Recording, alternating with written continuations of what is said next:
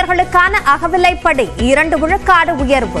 பண்டிகை கால முன்பணம் 20,000 ரூபாயாக அதிகரிக்கப்படுவதாக முதலமைச்சர் மு.க.ஸ்டாலின் அறிவிப்பு. அரசு பணியாளர்கள் மற்றும் ஆசிரியர்கள் அவங்களோட குடும்பத்தினரோட பண்டிகைகளை சிறப்பாக கொண்டாடின வகையில் ஏற்கனவே இதுவரை வழங்கப்பட்டு வரும் 10,000 ரூபாய் பண்டிகை கால முன்பணம் தற்போது 20,000 ரூபாயாக உயர்த்தி வழங்கப்படும். பழைய ஓய்வூதிய திட்டம் உள்ளிட்டவை குறித்து ஆராய அமைக்கப்பட்ட குழு செப்டம்பருக்குள் அறிக்கை அளிக்க வேண்டும். சட்டப்பேரவையில் முதலமைச்சர் மு.க.ஸ்டாலின் அறிவிப்பு. பழைய ஓய்வூதிய திட்டம், பங்களிப்பு ஓய்வூதிய திட்டம் மற்றும் ஒருங்கிணைந்த ஓய்வூதிய திட்டம் ஆகிய 3 ஓய்வூதிய திட்டங்கள் குறித்து விரிவாக ஆராய்ந்திட ஒரு குழு அமைத்து அந்த குழு தனது அறிக்கை மற்றும் பரிந்துரையை செப்டம்பர் மாதம் 30ஆம் தேதிக்குள் சமர்ப்பித்த அறிவுறுத்தப்படும். அரசு ஊழியர்கள் ஆசிரியர்கள் ஈட்டிய விடுப்பு நாட்களை சரண் செய்து பணப்பலன் விவகாரம். வரும் அக்டோபர் மாதம் முதல் 15 நாட்களை சரண் செய்யலாம் என முதலமைச்சர் அறிவிப்பு. அரசு அலுவலர்கள் மற்றும் ஆசிரியருடைய கோரிக்கையை பரிசீலித்து ஈட்டிய விடுப்பு நாட்களை 15 நாட்கள் வரை 1/10/2025 முதல் சரண் செய்து பணப்பயன் பெறலாம் என்பதை இந்த அவையில் மகிழ்ச்சியோடு தெரிவித்துக் கொள்கிறேன். கும்பகோணத்தில் கலைஞர் பல்கலைக்கழகம் அமைப்பதற்கான மசோதாவை சட்டப்பேரவையில் தாக்கல் செய்தார் அமைச்சர் கோவிச்செழியன். வேந்தராக முதலமைச்சரும் இணைவேந்தராக உயர்கல்வித்துறை அமைச்சரும் இருப்பார் என தகவல். 2025ஆம் ஆண்டு கலைஞர் பல்கலைக்கழக சட்ட முன்வடிவை அறிமுகம் செய்ய அனுமதி கோருகிறேன். மாண்புமிகு உயர்கல்வித்துறை அமைச்சர்களின் தீர்மானம் பேரவையின் முடிவுக்கு விடப்படுகிறது. ஏற்போர் ஆம் என்க, மறுப்போர் இல்லை என்க. ஏற்போரே அதிகம் என்று கருதுகிறேன். ஏற்போரே அதிகம். தீர்மானம் நிறைவேறியது. கடலூரில் 22 ஆண்டுகளுக்கு முன்பு நடந்த முருகேசன் கண்ணகி ஆணவ கொலை வழக்கு. கொலையாளிகள் 3 பேருக்கான ஆயுள் தண்டனையை உறுதி செய்தது உச்சநீதிமன்றம்.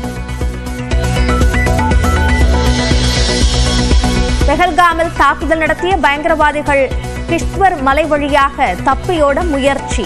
இரவு நேரத்தில் வீடுகளுக்குள் புகுந்து உணவுகளை திருடிச் சென்றதாகவும் தகவல். பாகிஸ்தானின் பல்வேறு செய்தி சேனல்கள் உள்ளிட்ட 16 யூடியூப் சேனல்களுக்கு இந்தியாவில் தடை. மத்திய அரசு அறிவிப்பு. எல்லை கட்டுப்பாட்டு பகுதியில் தொடர்ந்து 4வது நாளாக பாகிஸ்தான் ராணுவம் அத்துமீறி தாக்குதல். தக்க பதிலடி கொடுக்கப்பட்டதாக இந்திய ராணுவம் அறிவிப்பு.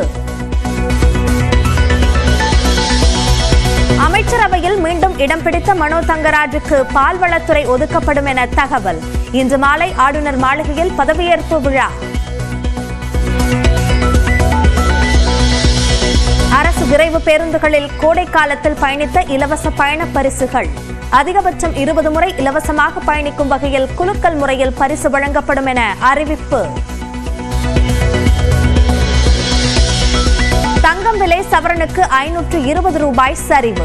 71,520 ரூபாய்க்கு விற்பனை. வரும் 4ஆம் தேதி தொடங்கும் அக்னி நட்சத்திரம். தொடர்ந்து 25 நாட்களுக்கு வெயில் கொளுத்தும் என கணிப்பு. திமுக அரசை கண்டித்து மே 3ஆம் தேதி சென்னையில் தியாகராய நகரில் பொதுக்கூட்டம். அதிமுக பொதுச் செயலாளர் எடப்பாடி பழனிசாமி அறிவிப்பு. உக்ரைனின் ராணுவ தளங்களை குறிவைத்து ரஷ்யா தாக்குதல். ட்ரோன்களை மறித்து அழித்ததாக உக்ரைன் விளக்கம்.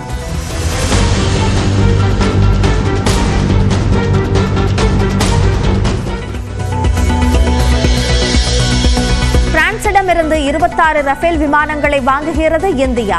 63,000 கோடி ரூபாய் மதிப்பிலான ஒப்பந்தம் இன்று கையெழுத்து. ஐபிஎல் புள்ளி பட்டியலில் மீண்டும் முதலிடத்திற்கு முன்னேறுமா குஜராத் டைட்டன்ஸ்? தோல்விகளால் தவித்து வரும் ராஜஸ்தான் அணியுடன் இன்று பல பரீட்சை.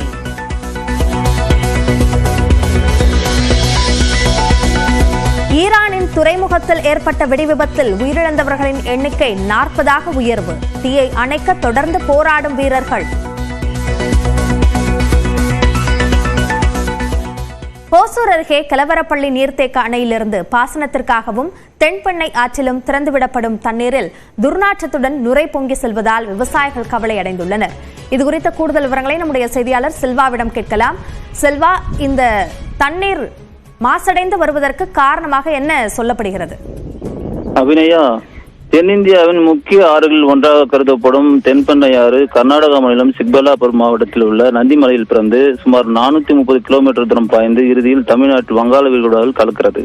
தென்பெண்ணை ஆறானது 112 கிலோமீட்டர் பயணித்து தமிழகம் நுழைவாக இருக்கக்கூடிய ஒசூர் அடுத்த கலவரப்பள்ளி அணைத்தக்கு வந்தடையும் பொழுது தென்பெண்ணை ஆறு ஓரம் இருக்கக்கூடிய கழிவுநீர் ஆலைகள், அதாவது அங்கு ஆலைகள் இருக்கிறது. அந்த தொழிற்சாலைகளே இருக்கக்கூடிய அங்கு ரசாயன கழிவு நீர்கள் வெளியேற்றப்படுவதாக கூறப்படும் நிலையில ஆற்றில் வெளியேற்றப்படும் நீரில் கலக்கும் பொழுது நுரையானது பொங்கி காணப்படுகிறது. ஆனால் தற்போது தென்பெண்ணை ஆற்றில் மிகவும் கணிசமாக அணைக்கு நீர் குறைந்து வருகிறது. குறிப்பாக 231 கனஅடி நீர் மட்டுமே வந்து கொண்டிருக்கிற நிலையில இப்ப தென்பெண்ணை ஆற்றுல முழுசா ரசாயன கழிவுகள் அதிகமாக வர்றதாலே நுரைகள் பொங்கி வருகிறது. இதனால் விவசாயிகள் கவலை அடைந்திருக்கிறார்கள்.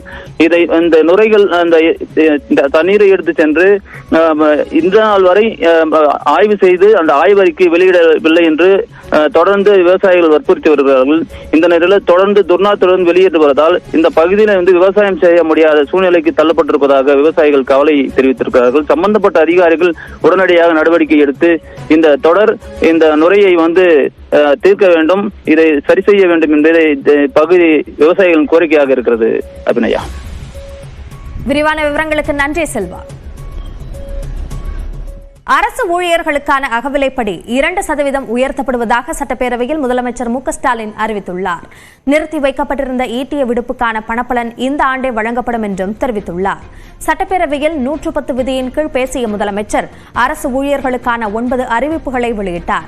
அதன்படி அரசு ஊழியர்களுக்கு பண்டிகை கால முன்பணம் 10,000 ரூபாயிலிருந்து 20,000 ரூபாயாக உயர்த்தப்படுவதாக அறிவித்தார். அரசு ஊழியர்களின் குழந்தைகள் உயர்கல்வியில் தொழில்நுட்ப படிப்பை படிக்க 1 லட்சம் ரூபாயும், கலை அறிவியல் படிப்பை படிக்க 50,000 ரூபாயும் முன்பணமாக வழங்கப்படும். அரசு ஊழியர்கள் மற்றும் ஆசிரியர்களுக்கு பணிக்காலத்தில் தேவையின் அடிப்படையில் திருமண முன்பணத் தொகை 5 லட்சம் ரூபாயாக உயர்த்தி வழங்கப்படும் என்றும் தெரிவித்தார். பொங்கல் போனஸ் 500 ரூபாயிலிருந்து 1000 ரூபாயாக உயர்த்தி வழங்கப்படும். ஓய்வூதியர்களுக்கான பண்டிகை கால முன்பணம் 4,000 ரூபாயில் இருந்து 6,000 ரூபாயாக உயர்த்தி வழங்கப்படும். பெண் ஊழியர்களுக்கான மகப்பேறு விடுப்பு காலங்கள் பதவி உயர்வுக்கு கணக்கில் எடுத்துக் கொள்ளப்படும் என்றும் முதலமைச்சர் அறிவித்தார். அரசு அலுவலர்கள் மற்றும் ஆசிரியர்களுடைய கோரிக்கையை பரிசீலித்து ஈட்டி விடுப்பு நாட்களில் 15 நாட்கள் வரை 1/10/2025 முதல் சரண் செய்து பணப்பயன் பெறலாம் என்பதை இந்த அவையில் மகிழ்ச்சியோடு தெரிவித்துக் கொள்கிறேன். இந்த அறிவிப்பின்படி சுமார் 8 லட்சம் அரசு அலுவலர்கள் ஆசிரியர்கள் பயன்பெறுவாங்க. இந்த அறிவிப்பினை செயல்படுத்திட ஆண்டு ஒன்றுக்கு 3,561 கோடி ரூபாய் கூடுதல் நிதியை அரசு ஒதுக்கிடும். 1/1/2025 முதல் 2 விழுக்காடு அகவலைப்படியினை ஒன்றிய அரசு அலுவலர்களுக்கு உயர்த்தி வழங்கிட அறிவிக்கப்பட்டதன் அடிப்படையில் மாநில அரசு பணியாளர்களுக்கும் 1/1/2025 முதல் அகவிலைப்படி 2 விழுக்காடு உயர்த்தி வழங்கப்படும் என்பதை மகிழ்ச்சியோடு தெரிவித்துக் கொள்கிறேன். ஓய்வூதிய திட்டம் குறித்து ஆராய்வதற்காக அமைக்கப்பட்ட குழு வரும் செப்டம்பர் மாதம் அறிக்கை அளிக்கும் என்றும் முதலமைச்சர் தெரிவித்தார். அண்மையில் பழைய ஓய்வூதிய திட்டம், பங்களிப்பு ஓய்வூதிய திட்டம் மற்றும் ஒருங்கிணைந்த ஓய்வூதிய திட்டம் ஆகிய 3 ஓய்வூதிய திட்டங்கள் குறித்து விரிவாக ஆராய்ந்திட ஒரு குழு அமைத்து அந்த குழு தனது அறிக்கையை மற்றும் பரிந்துரையை 9 மாதங்களுக்கு சமர்ப்பிக்க ஆணையிடப்பட்டுள்ளது. பல்வேறு அரசு அலுவலர் மற்றும் ஆசிரியர் சங்கங்களின் கோரிக்கையின் அடிப்படையில் இந்த குழு தனது அறிக்கையை மற்றும் பரிந்துரையை செப்டம்பர் மாதம் 30ஆம் தேதிக்குள் சமர்ப்பிக்க அறிவுறுத்தப்படும்.